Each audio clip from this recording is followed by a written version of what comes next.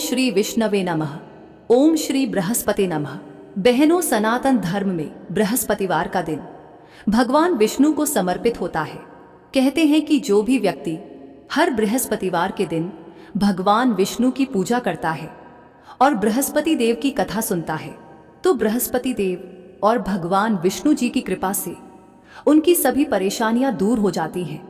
साथ ही विद्या, मान सम्मान, प्रतिष्ठा और कई अन्य मनोवांछित फलों की प्राप्ति होती है। तो चलिए भक्तजनों, प्रभु श्री लक्ष्मी नारायण जी के चरण कमलों का ध्यान करते हुए सुनते हैं अथ श्री बृहस्पति देव की व्रत कथा। प्राचीन समय की बात है। एक नगर में प्रतापी और दानी राजा रहा करते थे। राजा अत्यंत दानी, ब्राह्मणों को आदर देने वाले और निर्धनों के सहायक थे। वे हर गुरुवार को भगवान विष्णु और बृहस्पति देव का व्रत करते, पीले वस्त्र धारण करते, केले के पेड़ की पूजा करते और चने की दाल तथा गुड़ का प्रसाद वितरित करते थे। उनकी भक्ति से राज्य में वर्षा समय पर होती, फसलें लहलहाती, प्रजा सुखी थी। परंतु उनकी रानी इसके विपरीत कठोर हृदय वाली, दान पुण्य और व्रत पूजन से विमुख स्त्री थी। राजा की यह बात उनकी रानी को अच्छी नहीं लगती थी। रानी ना तो गरीबों को दान देती, ना ही भगवान का पूजन करती थी और राजा को भी दान देने से मना किया करती थी। एक दिन राजा प्रातः काल से ही शिकार खेलने वन को गए हुए थे तो रानी संयोगवश महल में अकेली रह गई। जब बृहस्पति देव को यह ज्ञात हुआ कि रानी अपने पति के दान पुण्य से असंतुष्ट है तो उन्होंने सोचा, क्या वास्तव में रानी का हृदय इतना कठोर हो चुका है? इसे परखने के लिए बृहस्पति देव ने साधु का वेश धारण किया और राजा के महल की ओर चल दिए। महल के द्वार पर पहुंचकर उन्होंने भिक्षा मांगी। माते, कृपया भिक्षा दे। रानी ने जब साधु को देखा तो बिना किसी संकोच के कठोर स्वर में कहा, हे साधु महाराज, मैं तो इस दान पुण्य से तंग आ गई हूं। मेरे पति सारा धन गरीबों पर लुटाते रहते हैं, इसलिए मेरी तो यही इच्छा है कि हमारा यह सारा धन नष्ट हो जाए। फिर न रहेगा बांस, न बजेगी बांसुरी, न हमारे पास धन होगा और ना ही मेरे पति दान पुण्य करेंगे। रानी की बात सुनकर साधु ने कहा, हे देवी, तुम तो बड़ी विचित्र हो। धन और संतान तो सभी चाहते हैं, पुत्र और लक्ष्मी तो पापी के घर भी होने चाहिए। यदि तुम्हारे पास अधिक धन है तो भूखों को भोजन दो, प्यासों के लिए प्याऊ बनवाओ, मुसाफिरों के लिए धर्मशालाएं खुलवाओ। जो निर्धन अपनी कुंवारी कन्याओं का विवाह नहीं कर सकते, तुम उनका विवाह करवाओ। जो जीव जंतु भूखे हैं उन्हें भोजन दो। ऐसे और कई काम हैं जिनको करने से तुम्हारा यश लोक परलोक में फैलेगा। तुम्हारा यह धन दान पुण्य से जुड़कर और बढ़ेगा। परंतु रानी पर साधु के उपदेश का कोई प्रभाव न पड़ा। वह बोली, महाराज, आप मुझे कुछ न समझाएं। मैं ऐसा धन नहीं चाहती जो हर जगह बांटती फिरूं। साधु ने उत्तर दिया, यदि तुम्हारी ऐसी ही इच्छा है तो तथास्तु। तुम ऐसा करना कि बृहस्पतिवार को घर लीपना, इसके बाद पीली मिट्टी से अपना सिर धोकर स्नान करना, भट्टी चढ़ाकर कपड़े धोना। ऐसा करने से आपका सारा धन नष्ट हो जाएगा। इतना कहकर वह साधु महाराज वहां से अंतर्ध्यान हो गए। साधु के अनुसार कही बातों को पूरा करते हुए रानी को केवल 3 बृहस्पतिवार ही बीते थे कि उसकी समस्त धन संपत्ति नष्ट हो गई और इतनी बुरी दशा हो गई कि एक समय के भोजन के लिए भी राजा का परिवार तरसने लगा। तब एक दिन राजा ने रानी से बोला कि हे रानी, तुम यहीं रहो, मैं दूसरे देश को जाता हूं, क्योंकि यहां पर सभी लोग मुझे जानते हैं, इसलिए मैं कोई छोटा कार्य नहीं कर सकता। ऐसा कहकर राजा परदेश चला गया। वहां वह जंगल से लकड़ी काटकर लाता और शहर में बेचता। इस तरह वह अपना जीवन व्यतीत करने लगा। इधर राजा के परदेश जाते ही रानी और दासी दुखी रहने लगी। एक बार जब रानी और दासी को 7 दिन तक बिना भोजन के रहना पड़ा तो रानी ने अपनी दासी से कहा, हे दासी, पास ही के नगर में मेरी बहन रहती है, वह बड़ी धनवान है। तू उसके पास जा और कुछ ले आ ताकि थोड़ी बहुत गुजर बसर हो जाए।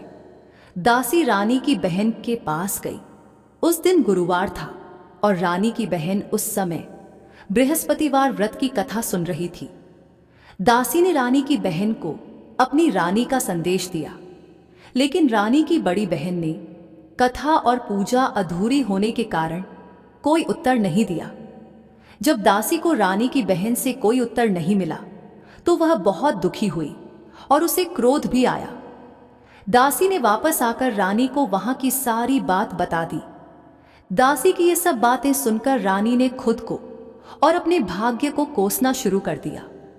उधर रानी की बहन ने सोचा कि मेरी बहन की दासी आई थी, परंतु मैं उससे नहीं बोली, इससे वह बहुत दुखी हुई होगी। कथा सुनकर और पूजन समाप्त करके वह अपनी बहन के घर आई और कहने लगी, हे बहन, मैं बृहस्पतिवार का व्रत कर रही थी। तुम्हारी दासी मेरे घर आई थी, परंतु जब तक कथा होती है तब तक न तो उठते हैं और न ही बोलते हैं, इसलिए मैं नहीं बोली। कहो तुम्हारी दासी क्यों आई थी? रानी बोली, बहन, तुमसे क्या छिपाऊं? हमारे घर में खाने तक को अनाज नहीं बचा। और ऐसा कहते कहते रानी की आंखें भर आईं। उसने दासी समेत पिछले 7 दिनों से भूखे रहने तक की बात अपनी बहन को विस्तार पूर्वक सुना दी। रानी की बहन बोली, देखो बहन, भगवान बृहस्पति देव सबकी मनोकामना को पूर्ण करते हैं। देखो, शायद तुम्हारे घर में अनाज रखा हो। पहले तो रानी को विश्वास नहीं हुआ, पर बहन के आग्रह करने पर उसने अपनी दासी को अंदर भेजा तो उसे सचमुच अनाज से भरा एक बर्तन मिल गया। यह देखकर दासी को बड़ी हैरानी हुई। दासी रानी से कहने लगी, हे रानी, जब हमको भोजन नहीं मिलता तो हम व्रत ही तो करते हैं, इसलिए क्यों ना इनसे व्रत और कथा की विधि पूछ ली जाए ताकि हम भी व्रत कर सकें। तब रानी ने अपनी बहन से बृहस्पतिवार व्रत के बारे में पूछा। उसकी बहन ने बताया, बृहस्पतिवार के व्रत में चने की दाल और गुड़ से विष्णु भगवान और केले की जड़ में पूजन करें तथा दीपक जलाएं, व्रत कथा सुने और पीला भोजन ही करें, इससे बृहस्पति देव प्रसन्न होते हैं। व्रत और पूजन विधि बताकर रानी की बहन अपने घर को लौट गई। 7 दिन के बाद जब गुरुवार आया तो रानी और दासी ने व्रत रखा। घुड़साल में जाकर चना और गुड़ लेकर आई, फिर उससे केले की जड़ तथा विष्णु भगवान का पूजन किया। अब पीला भोजन कहां से आए, इस बात को लेकर दोनों बहुत दुखी थे। चूंकि उन्होंने व्रत रखा था, इसलिए बृहस्पति देव उनसे प्रसन्न थे। इसलिए वे एक साधारण व्यक्ति का रूप धारण कर 2 थालों में सुंदर पीला भोजन दासी को दे गए। भोजन पाकर दासी प्रसन्न हुई और फिर रानी के साथ मिलकर भोजन ग्रहण किया। उसके बाद वे सभी गुरुवार को व्रत और पूजन करने लगी। बृहस्पति भगवान की कृपा से उनके पास फिर से धन संपत्ति आ गई, परंतु रानी फिर से पहले की तरह आलस्य करने लगी। तब दासी बोली, देखो रानी, तुम पहले भी इस प्रकार आलस्य करती थी। तुम्हें धन रखने में कष्ट होता था, इस कारण तुम्हारा सभी धन नष्ट हो गया था। और अब जब भगवान बृहस्पति की कृपा से धन मिला है तो तुम्हें फिर से आलस्य होता है। रानी को समझाते हुए दासी कहती है कि बड़ी मुसीबतों के बाद हमने यह धन पाया है, इसलिए हमें दान पुण्य करना चाहिए, भूखे मनुष्यों को भोजन कराना चाहिए और धन को शुभ कार्यों में खर्च करना चाहिए, जिससे तुम्हारे कुल का यश बढ़ेगा, स्वर्ग की प्राप्ति होगी और पितृ प्रसन्न होंगे। दासी की बात मानकर रानी अपना धन शुभ कार्यों में खर्च करने लगी, जिससे पूरे नगर में उसका यश फैलने लगा। इधर एक दिन राजा दुखी होकर जंगल में एक पेड़ के नीचे आसन जमाकर बैठ गया। वह अपनी दशा को याद करके व्याकुल होने लगा। बृहस्पतिवार का दिन था। एकाएक उसने देखा कि निर्जन वन में एक साधु प्रकट हुए। वह साधु वेश में स्वयं बृहस्पति देवता थे। लकड़हारे के सामने आकर बोले, हे लकड़हारे, इस सुनसान जंगल में तू चिंता मग्न क्यों बैठा है? लकड़हारे ने दोनों हाथ जोड़कर प्रणाम किया और उत्तर दिया, महात्मा जी, आप सब कुछ जानते हैं, मैं क्या कहूं। यह कहकर रोने लगा और साधु को अपनी आत्मकथा सुनाई।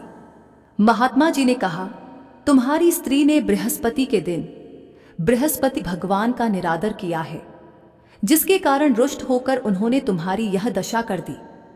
अब तुम चिंता को दूर करके मेरे कहने पर चलो तो तुम्हारे सब कष्ट दूर हो जाएंगे और भगवान पहले से भी अधिक संपत्ति देंगे। तुम बृहस्पति के दिन कथा किया करो, 2 पैसे के चने और गुड़ लाकर उसका प्रसाद बनाओ और शुद्ध जल से लौटे में शक्कर मिलाकर अमृत तैयार करो। कथा के पश्चात अपने सारे परिवार और सुनने वाले प्रेमियों में अमृत व प्रसाद बांटकर आप भी ग्रहण करो। ऐसा करने से भगवान तुम्हारी सब मनोकामनाएं पूरी करेंगे। साधु के ऐसे वचन सुनकर लकड़हारा बोला, हे प्रभु, मुझे लकड़ी बेचकर इतना पैसा नहीं मिलता जिससे भोजन के उपरांत कुछ बचा सकूं। मैंने कई रात्रि स्वप्न में अपनी स्त्री को व्याकुल देखा है। मेरे पास कुछ भी नहीं जिससे मैं उसकी खबर मंगा सकूं। साधु ने कहा, हे लकड़हारे, तुम किसी बात की चिंता मत करो। बृहस्पति के दिन तुम रोजाना की तरह लकड़ियां लेकर शहर को जाओ।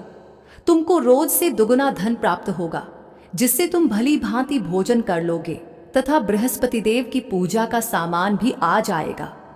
इतना कहकर साधु अंतर्ध्यान हो गए। धीरे धीरे समय व्यतीत होने पर फिर वही बृहस्पतिवार का दिन आया। लकड़हारा जंगल से लकड़ी काटकर किसी शहर में बेचने गया। उसे उस दिन और दिनों से अधिक पैसा मिला। राजा ने चना गुड़ आदि लाकर गुरुवार का व्रत किया। उस दिन से उसके सभी क्लेश दूर हुए। परंतु जब दोबारा गुरुवार का दिन आया तो राजा बृहस्पतिवार का व्रत करना भूल गया। इस कारण बृहस्पति भगवान नाराज हो गए। उस दिन उस नगर के राजा ने विशाल यज्ञ का आयोजन किया तथा शहर में यह घोषणा करा दी कि कोई भी मनुष्य अपने घर में भोजन न बनाए, न आग जलाए। समस्त जनता मेरे यहाँ भोजन करने आए। इस आज्ञा को जो न मानेगा उसे फांसी की सजा दी जाएगी। इस तरह की घोषणा संपूर्ण नगर में करवा दी गई। राजा की आज्ञानुसार शहर के सभी लोग भोजन करने गए, लेकिन लकड़हारा कुछ देर से पहुंचा। इसलिए राजा उसको अपने साथ घर लिवा ले गए और ले जाकर भोजन करा रहे थे। तभी रानी की दृष्टि उस खूंटी पर पड़ी जिस पर उसका हार लटका हुआ था। वह हार वहां पर दिखाई नहीं दिया। रानी ने निश्चय किया कि मेरा हार इस लकड़हारे ने चुरा लिया है। राजा ने उसी समय सिपाहियों को बुलाकर उसको कारागार में डलवा दिया। जब लकड़हारा कारागार में पड़ गया और बहुत दुखी होकर विचार करने लगा कि न जाने कौन से पूर्व जन्म के कर्म से मुझे यह दुख प्राप्त हुआ है। ऐसा सोचते हुए वो उसी साधु को याद करने लगा जो कि जंगल में मिला था। उसी समय तत्काल बृहस्पति देव साधु के रूप में प्रकट हुए और उसकी दशा को देखकर कहने लगे, अरे मूर्ख, तूने बृहस्पति देव की कथा नहीं करी, इस कारण तुझे दुख प्राप्त हुआ है। अब चिंता मत कर। बृहस्पतिवार के दिन कारागार के दरवाजे पर 4 पैसे पड़े मिलेंगे। उनसे तू बृहस्पति देव की पूजा करना, तेरे सभी कष्ट दूर हो जाएंगे। बृहस्पति के दिन उसे 4 पैसे मिले। लकड़हारे ने कथा कही। उसी रात्रि को बृहस्पति देव ने उस नगर के राजा को स्वप्न में कहा, हे राजा, तुमने जिस आदमी को कारागार में बंद कर दिया है वह निर्दोष है। वह राजा है, उसे छोड़ देना। रानी का हार उसी खूंटी पर लटका है। अगर तू ऐसा नहीं करेगा तो मैं तेरे राज्य को नष्ट कर दूंगा। इस तरह रात्रि के स्वप्न को देखकर राजा प्रातः काल उठा और खूंटी पर हार देखकर लकड़हारे को बुलाकर क्षमा मांगी तथा लकड़हारे को योग्य सुंदर वस्त्र आभूषण देकर विदा कर दिया। बृहस्पति देव की आज्ञानुसार लकड़हारा अपने नगर को चल दिया। राजा जब अपने नगर के निकट पहुंचा तो उसे बड़ा आश्चर्य हुआ। नगर में पहले से अधिक बाग, तालाब, कुएं तथा बहुत सी धर्मशाला, मंदिर आदि बन गई हैं। राजा ने पूछा, ये किसका बाग और धर्मशाला है? तब नगर के सब लोग कहने लगे, ये सब रानी और बांदी के हैं। तो राजा को आश्चर्य हुआ और गुस्सा भी आया। जब रानी ने यह खबर सुनी कि राजा आ रहे हैं तो उन्होंने बांदी से कहा कि हे दासी, देख राजा हमको कितनी बुरी हालत में छोड़ गए थे। हमारी ऐसी हालत देखकर वह लौट न जाए, इसलिए तू दरवाजे पर खड़ी हो जा। आज्ञा अनुसार दासी दरवाजे पर खड़ी हो गई। राजा आए तो उन्हें अपने साथ लिवा लाई। तब राजा ने क्रोध करके अपनी रानी से पूछा कि यह धन तुम्हें कैसे प्राप्त हुआ है। तब उन्होंने कहा, हमें यह सब धन बृहस्पति देव के इस व्रत के प्रभाव से प्राप्त हुआ है। राजा ने निश्चय किया कि 7 रोज बाद तो सभी बृहस्पति देव का पूजन करते हैं, परंतु मैं प्रतिदिन दिन में 3 बार कहानी तथा रोज व्रत किया करूंगा। अब हर समय राजा के दुपट्टे में चने की दाल बंधी रहती तथा वह दिन में 3 बार कहानी कहता। एक रोज राजा ने विचार किया कि चलो अपनी बहन के यहाँ हो आए। इस तरह निश्चय कर राजा घोड़े पर सवार हो अपनी बहन के यहाँ को चलने लगा। मार्ग में उसने देखा कि कुछ आदमी एक मुर्दे को लिए जा रहे हैं। उन्हें रोककर राजा कहने लगा, अरे भाइयों, मेरी बृहस्पति देव की कथा सुन लो। वे बोले, लो, हमारा तो आदमी मर गया है, इसको अपनी कथा की पड़ी है। परंतु कुछ आदमी बोले, अच्छा कहो, हम तुम्हारी कथा भी सुनेंगे। राजा ने दाल निकाली और जब कथा आधी हुई थी कि मुर्दा हिलने लग गया, और जब कथा समाप्त हो गई तो मुर्दा राम राम करके उठकर खड़ा हो गया। आगे मार्ग में उसे किसान खेत में हल चलाता मिला। राजा ने उसे देख और उससे बोले, अरे भैया, तुम मेरी बृहस्पतिवार की कथा सुन लो। किसान बोला, जब तक मैं तेरी कथा सुनूंगा तब तक 4 हरया जोत लूंगा। जा अपनी कथा किसी और को सुनाना। इस तरह राजा आगे चलने लगा। राजा के हटते ही बैल पछाड़ खाकर गिर गए तथा किसान के पेट में बड़ी जोर का दर्द होने लगा। उस समय उसकी माँ रोटी लेकर आई। उसने जब यह देखा तो अपने पुत्र से सब हाल पूछा और बेटे ने सभी हाल कह दिया। तो बुढ़िया दौड़ी दौड़ी उस घुड़सवार के पास गई और उससे बोली कि मैं तेरी कथा सुनूंगी, तू अपनी कथा मेरे खेत पर चलकर ही कहना। राजा ने बुढ़िया के खेत पर जाकर कथा कही, जिसके सुनते ही वह बैल उठ खड़ हुए तथा किसान के पेट का दर्द भी बंद हो गया। अगले दिन राजा अपनी बहन के घर पहुंचा। बहन ने भाई की खूब मेहमानी की। दूसरे रोज प्रातःकाल राजा जगा तो वह देखने लगा कि सब लोग भोजन कर रहे हैं। राजा ने अपनी बहन से कहा, ऐसा कोई मनुष्य है जिसने भोजन नहीं किया हो, मेरी बृहस्पतिवार की कथा सुन ले। बहन बोली, हे भैया, यह देश ऐसा ही है कि पहले यहाँ लोग भोजन करते हैं, बाद में अन्य काम करते हैं। अगर कोई पड़ोस में हो तो देख आती हूँ। ऐसा कहकर देखने चली गई, परंतु उसे कोई ऐसा व्यक्ति नहीं मिला जिसने भोजन न किया हो। अतः वह एक कुम्हार के घर गई जिसका लड़का बीमार था। उसे मालूम हुआ कि उनके यहाँ 3 रोज से किसी ने भोजन नहीं किया है। रानी ने अपने भाई की कथा सुनने के लिए कुम्हार से कहा। वह तैयार हो गया। राजा ने जाकर बृहस्पतिवार की कथा कही, जिसको सुनकर उसका लड़का ठीक हो गया। अब तो राजा की प्रशंसा होने लगी। एक रोज राजा ने अपनी बहन से कहा कि हे बहन, हम अपने घर को जाएंगे, तुम भी तैयार हो जाओ। राजा की बहन ने अपनी सास से कहा। सास ने कहा, हाँ चली जा, परंतु अपने लड़कों को मत ले जाना, क्योंकि तेरे भाई के कोई औलाद नहीं है। बहन ने अपने भैया से कहा, हे भैया, मैं तो चलूंगी पर कोई बालक नहीं जाएगा। राजा बोला, जब कोई बालक नहीं चलेगा तब तुम ही क्या करोगी। बड़े दुखी मन से राजा अपने नगर को लौट आया। राजा ने अपनी रानी से कहा, हम निर्वंशी हैं, हमारा मुंह देखने का धर्म नहीं है और कुछ भोजन आदि नहीं किया। रानी बोली, हे प्रभु, बृहस्पति देव ने हमें सब कुछ दिया है, वह हमें औलाद अवश्य देंगे। उसी रात को बृहस्पति देव ने राजा से स्वप्न में कहा, हे राजा, उठ, सभी सोच त्याग दे, तेरी रानी गर्भ से है। राजा की यह बात सुनकर बड़ी खुशी हुई।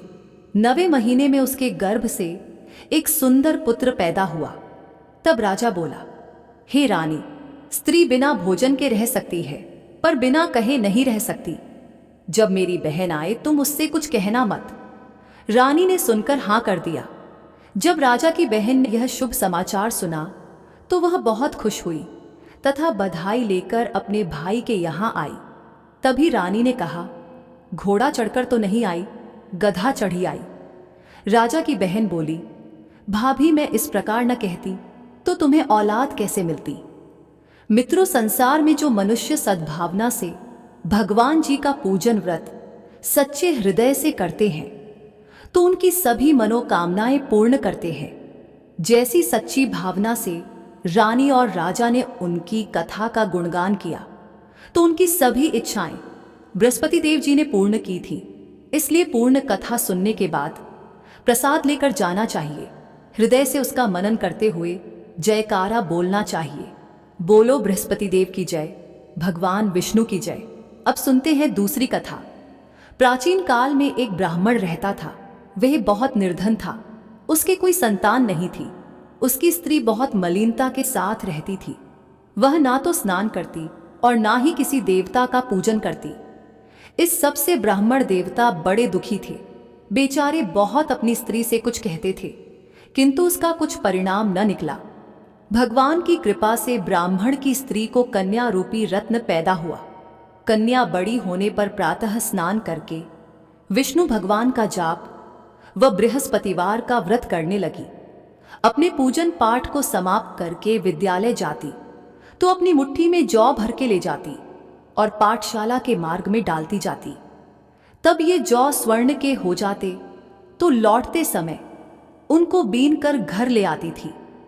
एक दिन वह बालिका सूप में उस सोने के जौ को फटक कर साफ कर रही थी कि उसके पिता ने देख लिया और कहा, हे बेटी, सोने के जौ के लिए सोने का सूप होना चाहिए। दूसरे दिन बृहस्पतिवार था।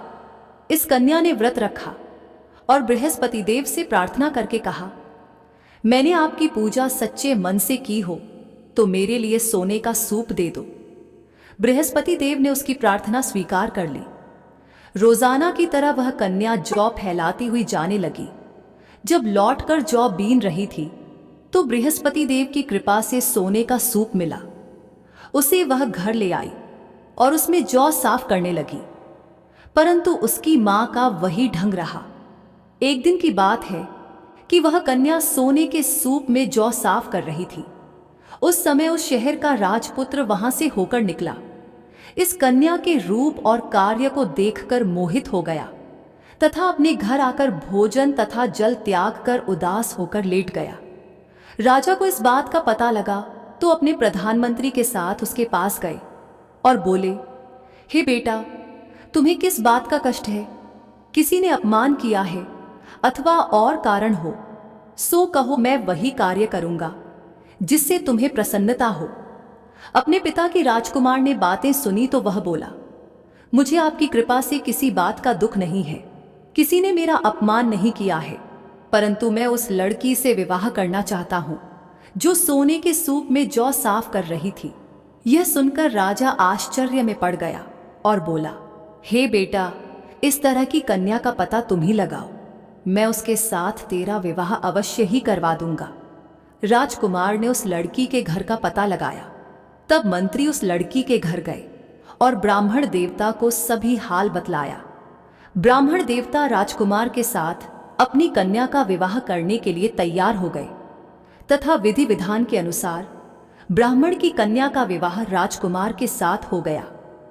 कन्या के घर से जाते ही पहले की भांति उस ब्राह्मण देवता के घर में गरीबी का निवास हो गया।